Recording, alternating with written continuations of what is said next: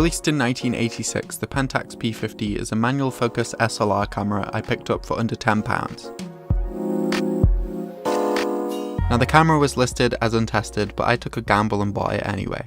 A couple of days later when it arrived, my worst fears had been realised when the camera wouldn't switch on and the lens was severely broken.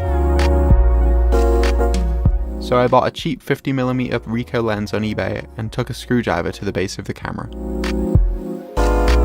Remarkably, once I had taken off the base plate, the camera powered on. I guess one of the connections was loose, and since then it's worked fine.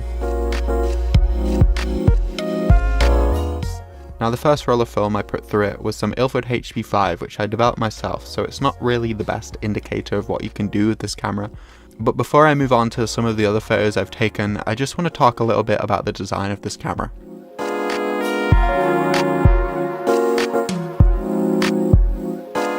It's an all-black body and it has quite a retro-futuristic design to it, which I really like.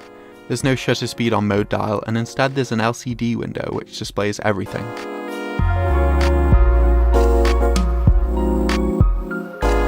So the camera has 5 different exposure modes, the first 2 being different variations of program mode, which I didn't actually get to use because the lens I had wasn't compatible with it, but the other 3 are shutter priority, aperture priority, and manual. The P50 also has a self-timer and even backlight compensation and exposure lock buttons, although there's no manual ISO control, so any film you put into it will need to be DX coded.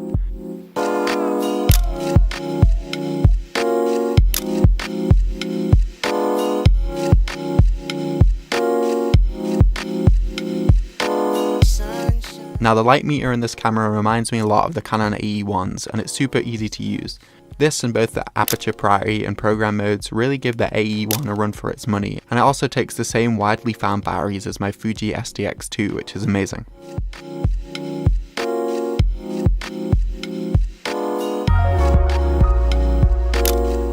Shooting with this camera was a great deal of fun. The grip made it super comfy to hold, and the only problems I had were that adjusting the shutter speed with 2 small buttons on the top took some getting used to, and the light meter wouldn't consistently switch on for me. I'm pretty sure it's just because the wiring this thing is a bit faulty, and an easy fix was to just push the exposure lock button instead.